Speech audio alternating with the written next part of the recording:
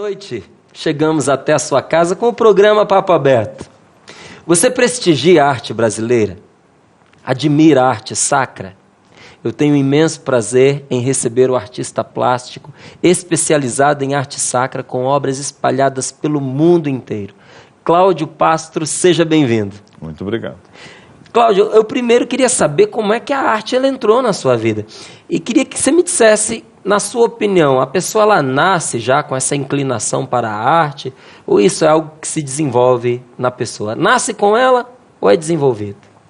Bem, em primeiro lugar, é alguma coisa que o mundo de hoje não fala. Cada um de nós é chamado a alguma coisa. É aquilo que nós dissemos, cada um de nós nasce com uma vocação. Nós somos chamados à vida, não é à toa, não se nasce e morre à toa. Então, acredito piamente que nós temos que saber qual é o nosso chamado, qual é a nossa vocação para dar uma resposta. Depois, para mim, nós morávamos, quando eu era criança, de família, a família nossa morava em frente ao convento das Irmãzinhas da Assunção. E nós, evidentemente, participávamos da missa. Isto era antes do Concílio Ecumênico Vaticano II. Então a missa era em latim, se comportava muito direito, não é como hoje que chacoalha a bunda, papel e bate palma. Então aí eu aprendi desde criança também, além do que eu aprendi com minha mãe, porque minha mãe era modista. Então eu via aquela beleza, aquilo me fascinava. Mas aprendi na missa a beleza da vida, a beleza de ser cristão católico. E isto entrou em mim, não pela razão, em nós também não entra pela razão, entrou em mim por todas as faculdades. É um mistério da qual nós respondemos na vida, né? Eu acredito piamente nisso. Maravilhoso. E você me falava agora há pouco, antes de a gente começar aqui a nossa entrevista, que hoje a arte sacra é algo desconhecido, não é? Pelo menos não como deveria ser. Como é que é isso? Márcio, há uma diferença muito grande que as pessoas mais simples não sabem disso. Mas, sobretudo, os religiosos e nos seminários também para padre, não é ensinado. Há uma diferença fundamental, há um abismo entre arte religiosa e arte sacra. Arte religiosa, qualquer um pode fazer. É a visão que eu tenho de Santa Teresinha, de Santa Bernadette, de Santa Rita, de São Bento, de etc. É a visão pessoal do artista. Mas a arte sacra é aquela que serve ao mistério celebrado. Quer dizer, serve ao mistério pascal, que é a missa, ou Eucaristia. Então, esta arte ela é muito filtrada. Ela deve levar em conta a palavra de Deus, em primeiro lugar, e em segundo lugar, a tradição da igreja nesses 2000 anos. Então, supõe-se um bom conhecimento também da arte nesses 2000 anos. A arte sacra, eu diria que além de vocação, é uma profissão extremamente exigente, porque eu não posso fazer numa igreja o que eu quero. Eu tenho que ser dócil à liturgia ali celebrada. E isso envolve não só os elementos que estão ali dentro daquele templo, mas a própria estrutura do templo, não é? Desde o espaço todo, desde a arquitetura. A gente percebe que nos últimos anos ou se fez grandes prédios, foram feitos grandes prédios moderníssimos, ou foram feitos também barracões. Não é uma questão nem de luxo e nem de pobreza, de simplicidade. É questão de visão mesmo, né? O lugar é um lugar onde a Jerusalém celeste, capítulo 21 do Apocalipse, desce do céu naquele lugar, naquele bairro, naquela cidade. Então não é uma questão de um terreno qualquer, começa por aí. E todas as paredes devem falar do mistério celebrado. Então não adianta, tecnicamente, como eu tenho visto, os prédios serem eficientes,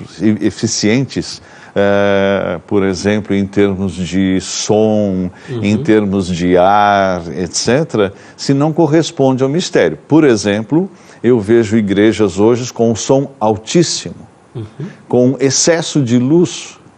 Luz é Deus. Jesus Cristo já diz, eu sou a luz do mundo. Então nós não precisamos da lâmpada elétrica. A lâmpada elétrica ainda cria um problema. Ela entra, como nas imagens televisivas, ela entra pela retina, é excessiva, ela vai para o centro nervoso e nos irrita. E eu não guardo nada do mistério dentro de mim. Aí eu caio no sentimentalismo. Quando Deus me serve, me serve. Quando não me serve, não me serve. É complexo. A arte sacra é séria. Eu gostaria muito que todos os seminários tivessem na formação a cadeira de arte sacra. Então, por exemplo, voltando a essa questão da iluminação, dentro dos nossos templos, seria ideal que se iluminasse com as velas, com as lamparinas. Você vê, na Igreja Oriental, em geral, não estou dizendo aquelas que existem no Brasil, porque muitos se adaptaram ao Brasil. Mas na igreja em geral, se você vai nos países do Oriente, se você vai na Rússia, o que ilumina de fato é a vela. Não que tenha que necessariamente ser assim, né? Por exemplo, uma vez trabalhei numa catedral aqui no Brasil e eu tive que tirar 70 spots, porque parecia um ginásio de esportes. Se você vai à igreja e não repousa, é como também o barulho. Eu sempre digo, o silêncio é oração. Se o silêncio é oração, basta. É um espaço onde eu fico, Deus e eu. Deus e a comunidade. Mas se tem excesso de barulho, nada fica dentro de mim. Né? Mesma coisa também, a voz de quem preside a celebração, ela não pode ser gritada. Deus mesmo não faz barulho. Né? Se você pega o profeta Elias, se você pega mesmo toda a nossa história da salvação, ela é belíssima, ela é tranquila. E para nós cristãos que já sabemos que somos salvos pela ação do Cristo em nós, não porque nós somos bonzinhos, que nós não somos, não, nunca vamos ser inteiramente, significa que você já está ciente desta beleza que é a salvação em você. Então o espaço, as paredes, a iluminação, o piso, o que nós colocamos lá dentro, muitas vezes num espaço sacro, a gente coloca elementos comprados em shopping. Não pode. Uma parede de barro, de taipa, é maravilhosa, porque o barro quem fez foi Deus. Uma parede de plástico é uma porcaria. Quem fez foi o homem. A mesma coisa se você me perguntar da lâmpada do Santíssimo. No Brasil, quando foi dada a liberdade para colocar luz elétrica, todo mundo, foi uma exceção, mas abraçaram a exceção, a luz elétrica e não o fogo. Então a luz elétrica, ela é feita pelo homem. O fogo é feito por Deus. E acende-se o fogo da lâmpada do Santíssimo na igreja na noite de Páscoa, quando se acende o círio pascal no fogo bento. Então, não é qualquer coisa. Vai se perdendo, né? O sinal, quando você vai fazendo essas trocas. Isso, você usou um bom termo, que é o sinal, o símbolo. Qualquer religião, não só o cristianismo, o judaísmo, o islamismo, o budismo, etc. Todas as religiões falam por sinal, não falam pela razão. Né? E o sinal porque a gente não pode, nós não temos Deus assim falando ao vivo. Muito embora nós sabemos que debaixo dos sinais ele está presente. Né? Mas sempre nós temos que entender esses sinais e muito mais cultivá-los, exercitá-los. Porque o que passa de geração para geração são os sinais. A criança, ela observa como o pai e a mãe rezam. Ele vai à igreja, por exemplo, hoje os jovens não gostam de ir à igreja. Se eu fosse jovem, também não iria. Porque ele vai encontrar a mesma porcaria de boate que ele frequenta, eu uso boate porque eu sou antigo, o termo, não sei os termos atuais, mas que encontra na igreja, o mesmo barulho. Então, barulho por barulho, vai à boate, que é muito melhor, tem bebida, tem outras coisas. ele precisa encontrar realmente a beleza da fé. E a beleza da fé é a beleza da criação. No 7º dia, Deus descansou. E esse é o dia do repouso. Então, na igreja, a gente encontra repouso e não excitação. Né? Isso porque até as cores que a gente coloca nas paredes da igreja conta também.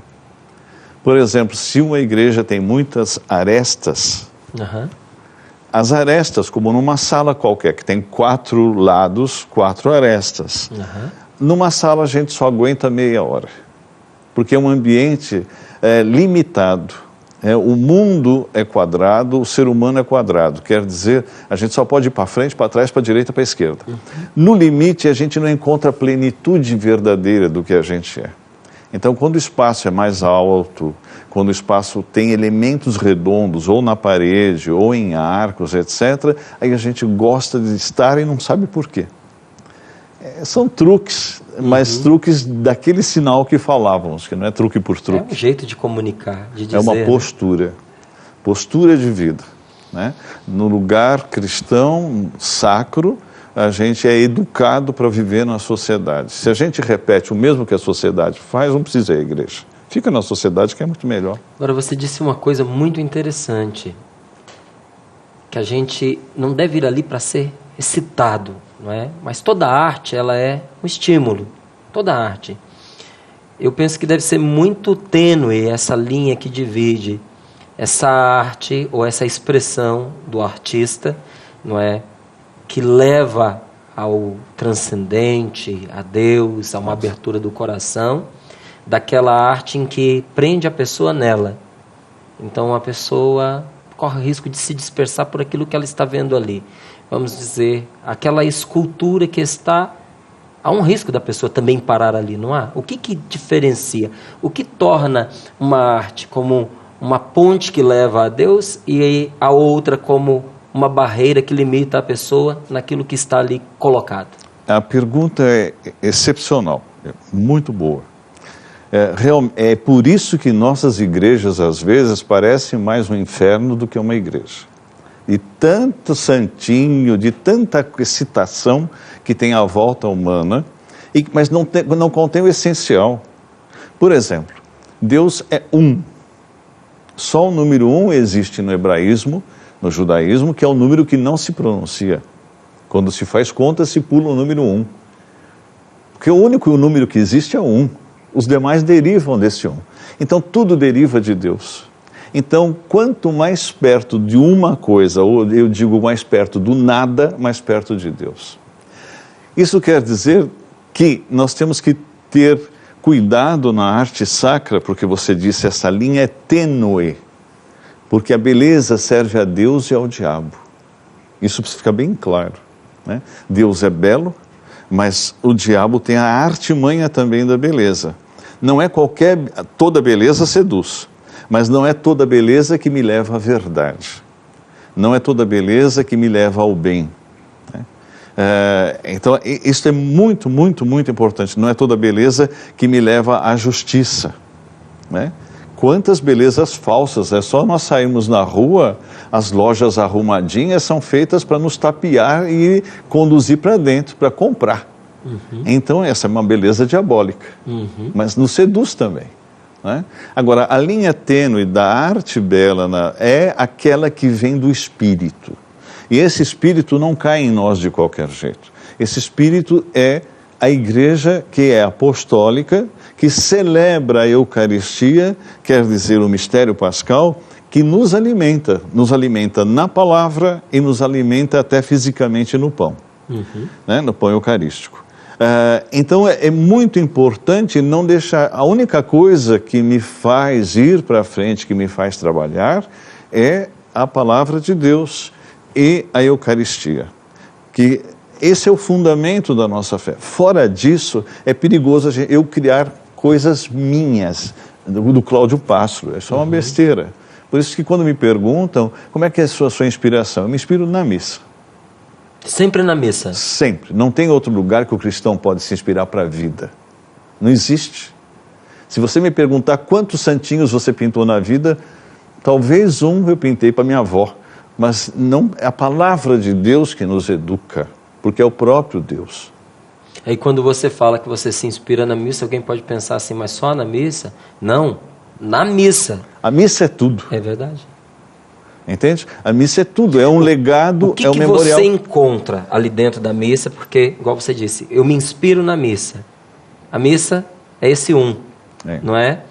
Mas desse deriva-se as outras coisas ali, os outros momentos que soam como inspiração. O que você tira ali, de onde você explora na missa as suas fontes para a sua criação? Na palavra de Deus que ali está, na o que mais? Na Eucaristia. Na tranquilidade de estar ali, de participando do mistério criado pelo Cristo. Quem é que criou a missa? Não foi nenhum padre. Nem o bispo, nem o papa. Quem criou foi o próprio Cristo, que deixa-nos o seu memorial. E é o único momento que ele está presente realmente, porque ele diz, onde 2 ou 3 estiverem reunidos no meu nome, eu estou no meio deles. Então isso é uma verdade. Agora, cuidado.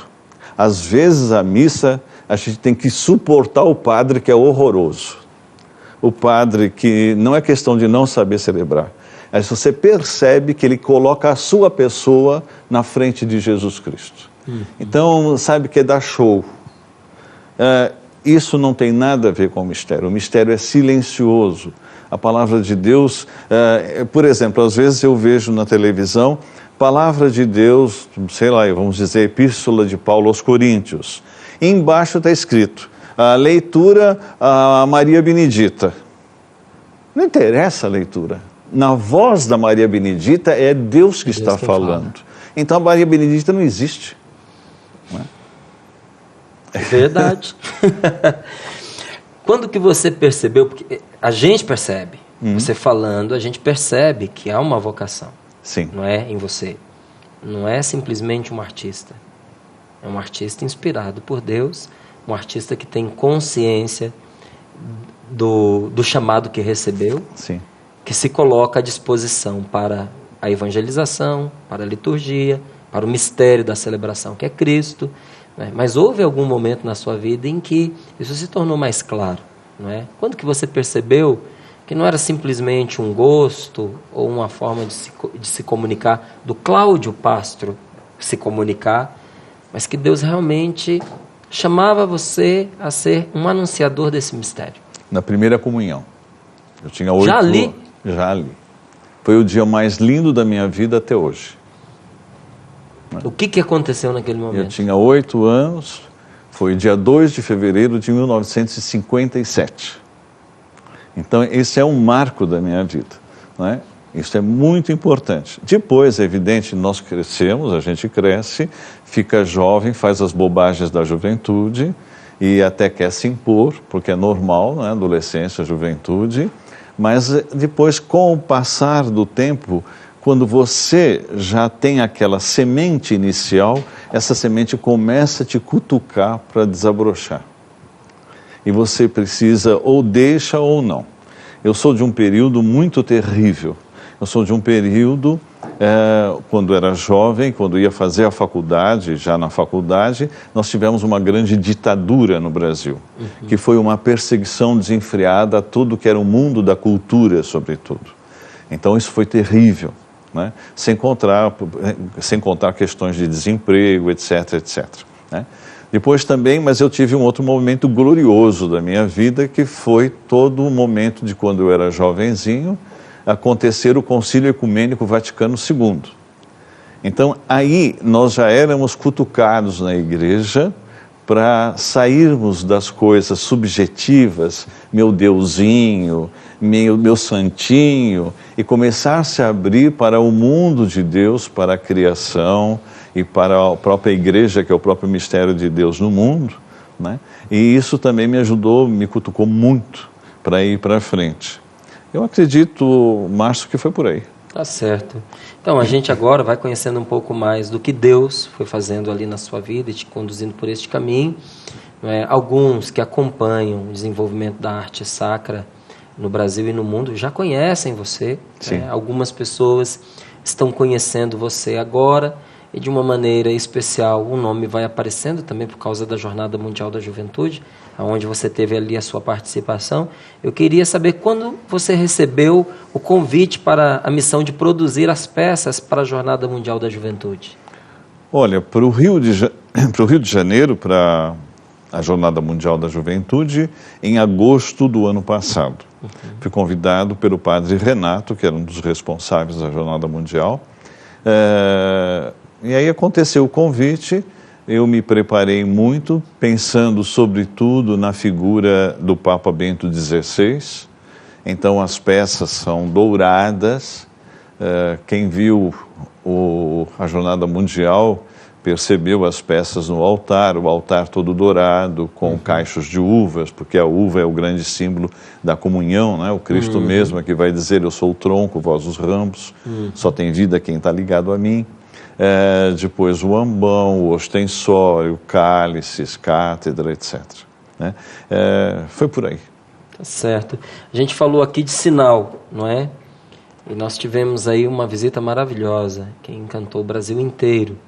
Não é? Um homem que pela sua simplicidade, pelo seu carisma, cativou muitos corações. Como é que você vê, enquanto sinal, a presença desse Papa aqui no Brasil, o Papa Francisco? Bom, o Papa Francisco, pelo que se percebe, ele é um cristão católico que tem consciência disso. Aí acrescenta mais um título que é Papa. E que Papa nada mais é do que o bispo, que é primus inter pares, quer dizer, o primeiro entre os iguais. E ele é primeiro pela caridade e não por a jurisprudência. Não tem nenhum tratado jurídico que diz que ele é superior aos demais, né? Então isso ele está mostrando, isso ele está revelando. Acho isso maravilhoso. Nós tivemos uma semana de retiro no Brasil, quando da sua passagem, quase uma semana, né?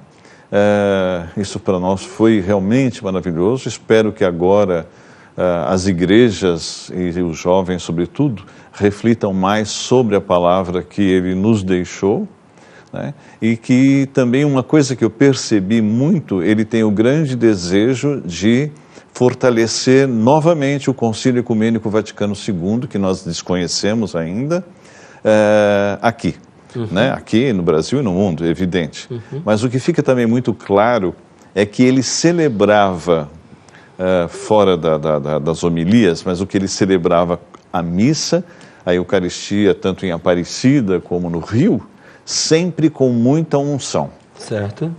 E os livros? Os livros, este livro meu foi o último, saiu em 14 de abril último. Chama-se Imagens do Invisível, na Arte Sacra de Cláudio Pastro. É um livro que contém os últimos trabalhos meus, são cerca de 80 igrejas, nesses últimos 10 anos. Então, quem quer conhecer um pouco da arte sacra feita por mim em muitas igrejas no exterior e no Brasil, aqui se encontra, editado pela Loyola.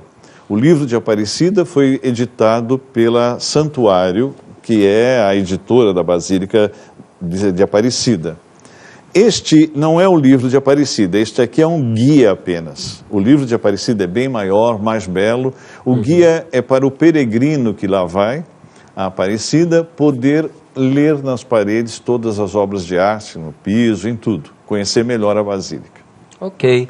Eu dizia aqui para o Cláudio que para nós é uma alegria e uma honra. Muito obrigado. Poder apresentar, não é, um artista sacro, com a expressão que ele tem e muitas vezes ainda não conhecido pela gente, porque são muitos países que contêm já as obras de Cláudio Pastro, né, e que hoje você está tendo a oportunidade de conhecer aqui a pessoa.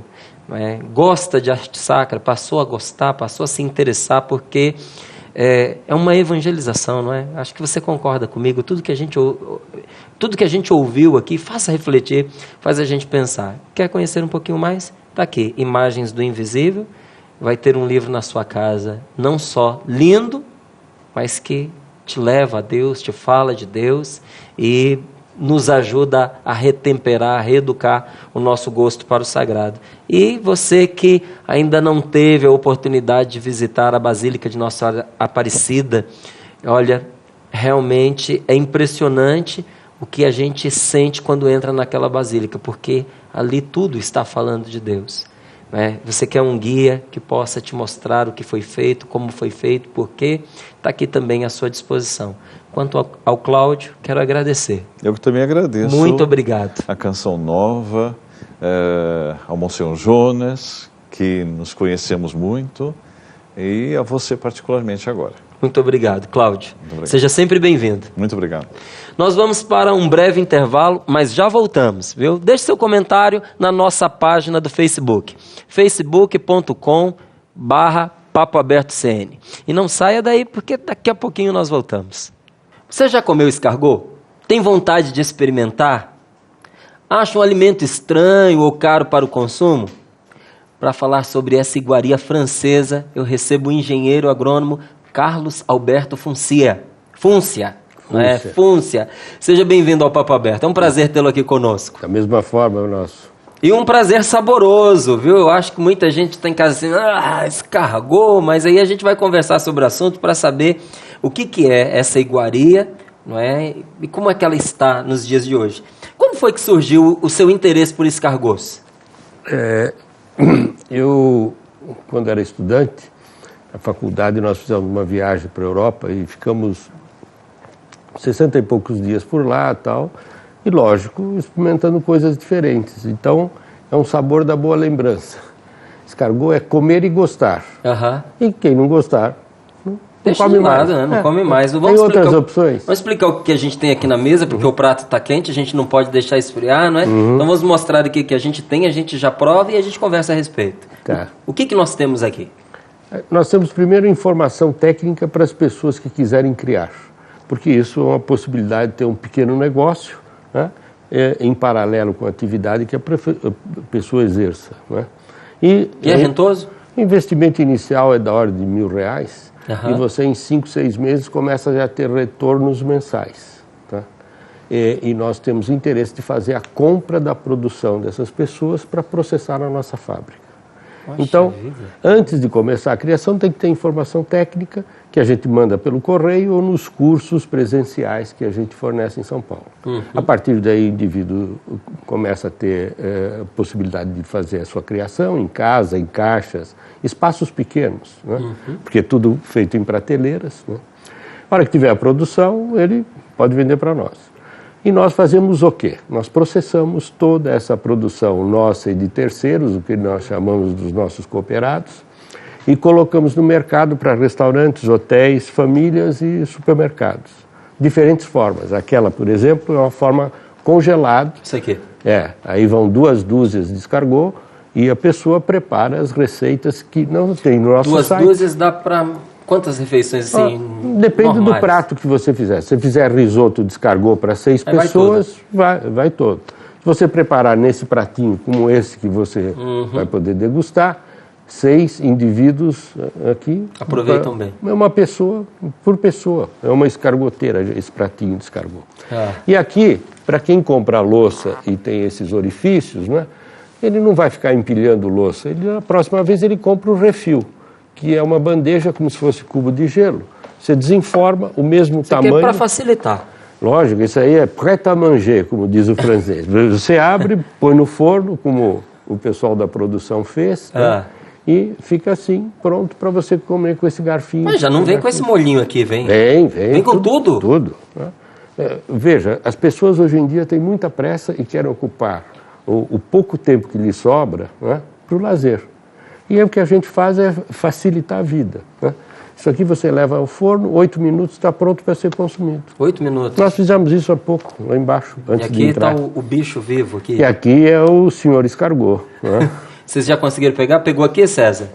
Dá para ver, já viu, né? Já mostrou? Mostrar para você um animal adulto, como é que é a borda dele, não é? As estrias. Esse é um animal cuja criação é autorizada pelo IBAMA, né? E, enfim, todo mundo pode ter esse animal em pequenas ou grandes quantidades para formar o negócio que ele desejar. Foi no forno, aí está aqui agora prontinho para o consumo. Como é que a gente come isso aqui? Assim, vamos lá. Posso preparar para você? Por gentileza. Então nós vamos fazer uma escopazinha aqui, molhar. E aqui ele está pronto para ser consumido. Vou lhe dar um guardanapinho também. Tem um pouquinho de óleo, né? Não, é manteiga. É manteiga? É. Manteiga? É manteiga com ervas, é uma receita que nós desenvolvemos baseada numa receita francesa, com as especiarias que a gente encontra. É muito bom. Aqui. Agora já posso dizer que comi escargot. Há quanto tempo você cria escargot? Há 34 anos. Bom, hein? Muito bom. Porque você precisa ser persistente naquilo que você definir como seu projeto de vida. Nós já tivemos planos econômicos, já tivemos debacles, já tivemos tufão, né? Mas nós continuamos. Hoje nós temos a única fábrica em operação no Brasil, autorizada pela Secretaria da Agricultura. E com isso, vários pequenos produtores podem ter seus negócios, abastecendo a nossa fábrica, e a gente coloca a produção no mercado. O cuidado com o escargot é fácil? A primeira coisa que eu acho fundamental é as pessoas terem conhecimento técnico, porque elas é que vão dizer se é fácil ou não. Para nós, com experiência, ficou simples, né? O que acontece é que as pessoas começam a achar que é tudo muito fácil e fica desleixando lá na frente. Aí perde a qualidade. E o problema é a higiene. Se você tiver higiene na criação, você tem sucesso. E tem que ter persistência, porque leva algum tempo. 5 meses é o tempo para começar a ter produção. Certo. Depois, essas matrizes vão desovar mês a mês. Então, tem uma receita no 5º mês, no 6º, no 7º, e daí para frente. E ele vai fazendo o seu negócio do tamanho que ele se sentir capaz. Quando vocês começaram, qual foi ali a primeira surpresa? Vamos dizer, quando a gente começou, a gente não esperava por isso, mas foi legal, a gente descobriu, soubemos como lidar. Eu acho que a maior alegria que a gente teve foi quando os brasileiros começaram a perceber que a gente estava substituindo a importação. Eles não mais estavam escravos de um dólar alto que ia restringir o consumo, eles não mais estavam na dependência se tinha greve da Receita Federal e o produto não chegava à disposição dos restaurantes e hotéis. Hoje, não. Está disponível, é produto nacional, é reconhecido pelos chefes franceses também e os grandes nomes de culinária nacional. E quando eu falo nacional, eu não estou falando só de São Paulo. Estou falando do Brasil, que são clientes que quando vêm para cá, levam o nosso produto, tudo. E com isso a gente tem que zelar pelo nome Helix e Escargot Fúncia, que a gente colocou o sobrenome no produto. Então nós chancelamos aquilo como sendo uma marca. Você não joga o seu nome na lama, coisa, né? É verdade. Você leva 34 anos para construir e 34 segundos para destruir. Para destruir, é verdade. Agora, qual é a maneira correta da gente se referir a eles? É uma lesma, é um caramujo, é um caracol? Tem diferença entre um e outro? Tem. Primeiro que nós podemos falar que ele é um molusco. Né? É um molusco comestível com o mercado internacional. E você vai me dizer, mas está cheio, tem mais de 6.400 moluscos identificados e reconhecidos pelo homem. Dentre eles tem os terrestres e os aquáticos. E os aquáticos de água salgada e água doce. O mercado mundial de escargots, cuja palavra é francesa e a tradução é caracol, é composto de no máximo 15 espécies. No Brasil existem caracóis, né? E, por exemplo, os nomes regionais para esses caracóis, às vezes grandes e brancos ou grandes e marrons, é ibi, bolino, megalobolino, aruá, aruá do mato e tal. Só que esses animais não são reconhecidos no mercado porque eles são improdutivos, praticamente. Leva 2 anos para ficar adulto e faz uma única postura por ano com 2 ovos. Um grogri desses... Mas são comestíveis esses também? Eu diria que no esforço de guerra porque, veja, é verdade, porque os índios, você tem relatos que os índios consomem, não é? E alguns macacos nossos também, que, enfim, por uma questão de equilíbrio, não é? Numa cadeia alimentar. Mas não há relatos de humanos fazendo o consumo dele em condição normal. Né? Então, lesma... Na verdade, você tem um indivíduo que não aderiu ao programa Minha Casa Minha Vida. Esse aqui já aderiu, já tem a casa. A lesma não aderiu, está fora. Né? Com exceção dos chineses que comem lesma, ou seja, o que se arrasta, o que anda, o que voa, né, e o que nada, os chineses comem tudo. Né? E, no caso específico, o escargot era um alimento dos pobres na Europa, mais especificamente na França. Uhum.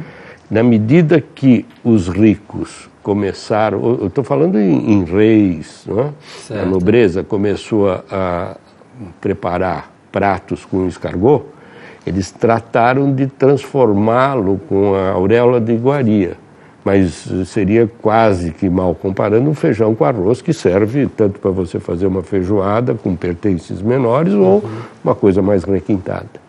Então ele ganhou esse status porque apareceu na mesa dos grandes cozinheiros da nobreza. E aí, de uma forma mais requintada, né?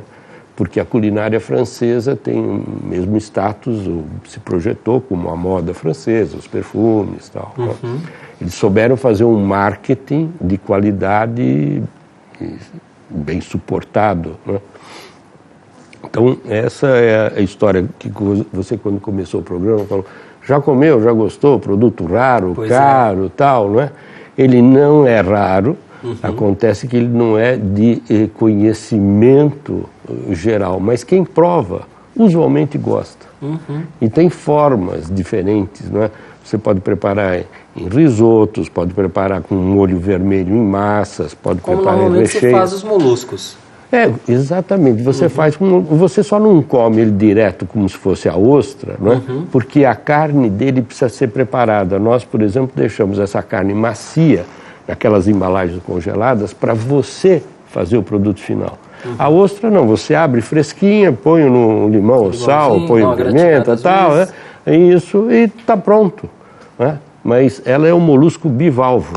E aí mexilhão também é diferente, e mexilhão você precisa dar pré-cozimento, você não consome. Biválvulo por quê? Porque ele tem duas válvulas, né? Sim, esse aqui é uma só. Esse aqui é uma carapaça só, né? É uma concha. Então, ele para se esconder, ele vai se esconder assim, aqui dentro, quer ver?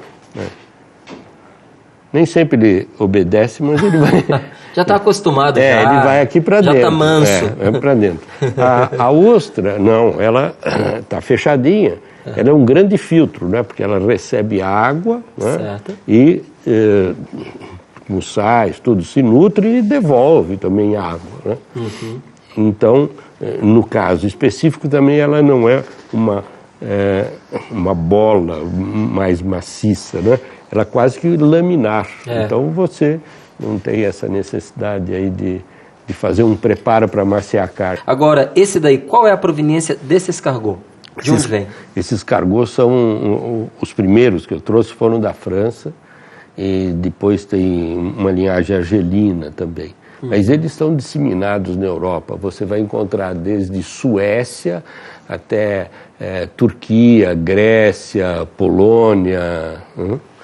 E na Suécia você sabe como é que é a temperatura, né? Esse animal vai ficar hibernando aí 5, 6 meses. Nossa, agora aqui no Brasil ele encontrou um lugar maravilhoso para ele, né? Essa é a grande vantagem. Nós não temos tantas oscilações climáticas, então você consegue produzir o ano todo.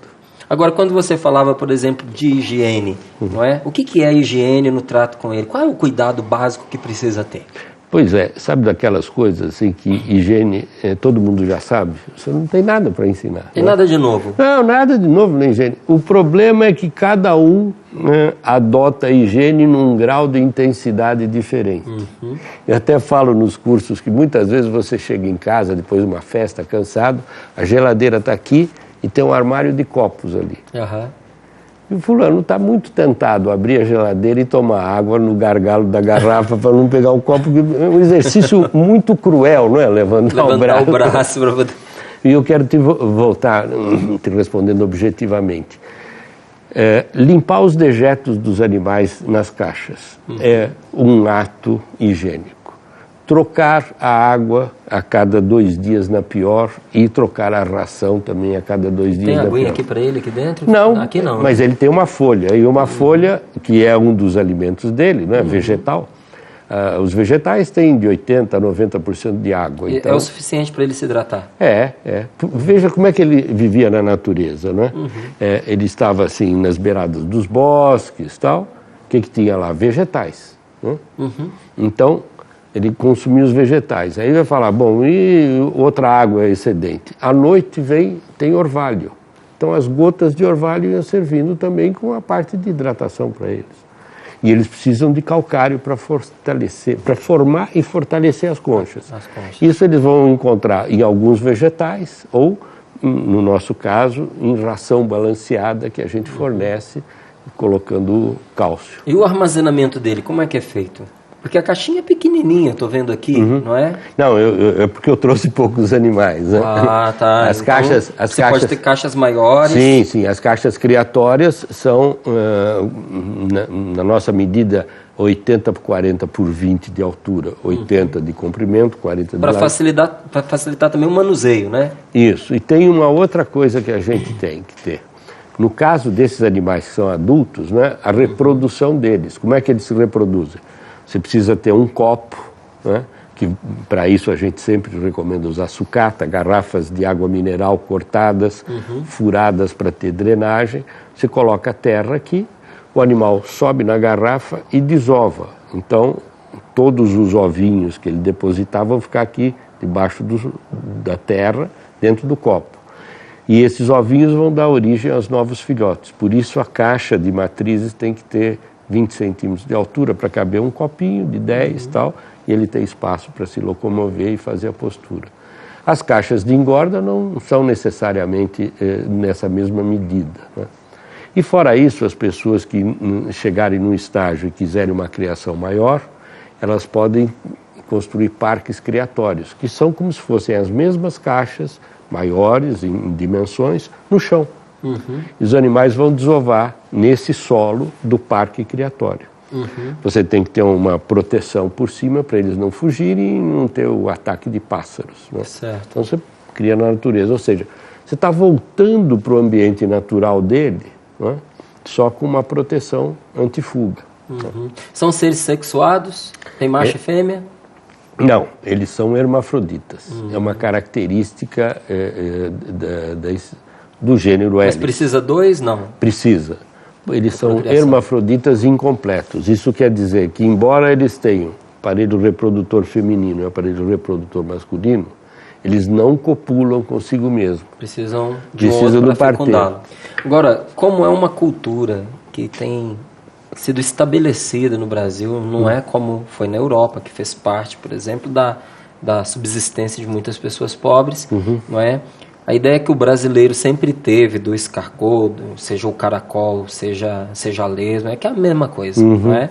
Então, principalmente quando o prato se tornou assim conhecido no Brasil, muita gente olhava assim com repugnância, e a gente percebe que isso foi vencido, que realmente essa condição de iguaria já se estabeleceu. Muitas pessoas têm a curiosidade para experimentar, muitas outras já experimentaram. Queria saber como é que está o Brasil aí no consumo de escargot hoje em dia. Muita gente, a solicitação tem crescido. Deixa eu contar para você, assim, pega o Brasil 15 anos atrás, né? O que as pessoas faziam quando saíam para férias, no máximo, né, ia visitar o parente para cá, para lá, não tinha essa mobilidade como tem. Você tem visto a balança comercial, quanto de bilhão de dólar é gasto com viagens, turismo e tal. Por quê? O crédito foi mais fácil, aumentou o emprego e prazo. Então, pessoas fazendo cruzeiro, qualquer cruzeiro que o indivíduo faça, que vá de São Paulo até Angra, né, de Santos até Angra, desculpa, ele come escargot lá. Ah, comi escargot e tal. Os cruzeiros ajudaram muito a divulgar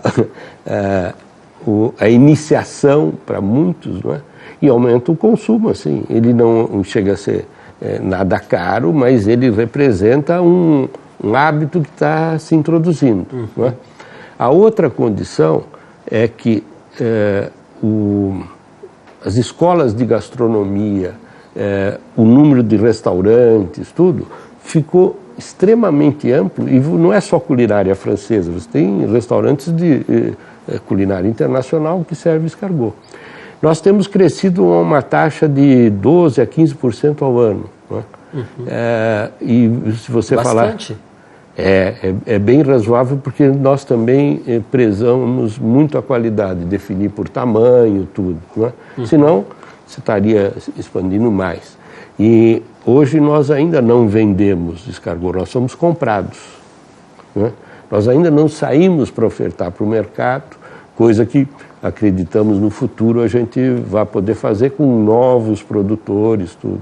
Porque a nossa preocupação é ter produtores que vão se profissionalizando, entrando no negócio, tendo uma garantia de que se ele entrega, ele recebe, e para nós, indo ampliando o mercado.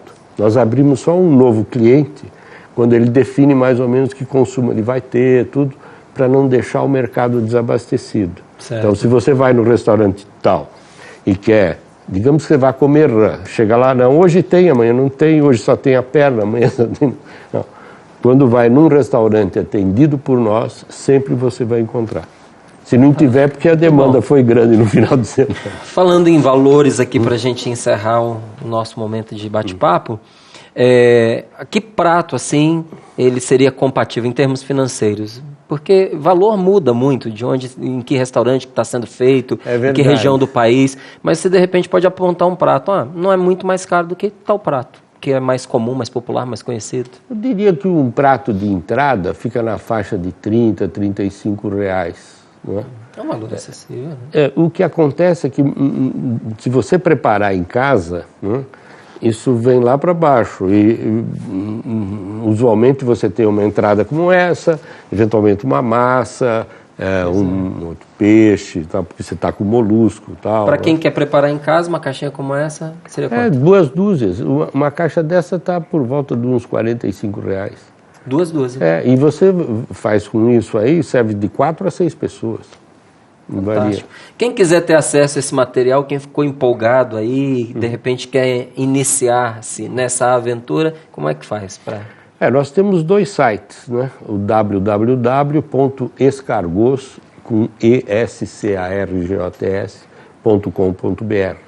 Entrando nesse site, ele chega no site da fábrica, que é o Helix, né?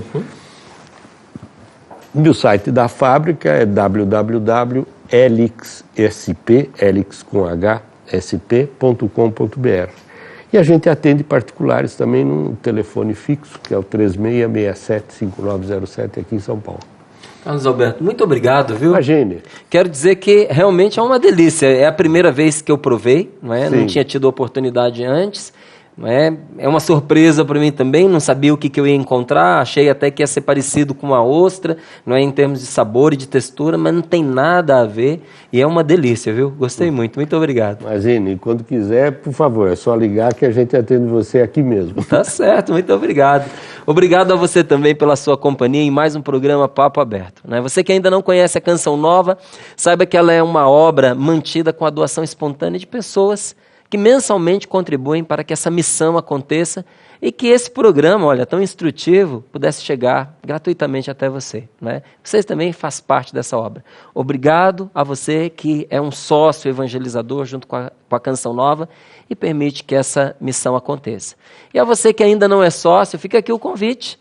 Não é? Ligue para nós, 12-3186-2600, ou acesse cançãonova.com e saiba como se tornar um sócio evangelizador dessa obra. Então, até o próximo programa e um grande abraço para você.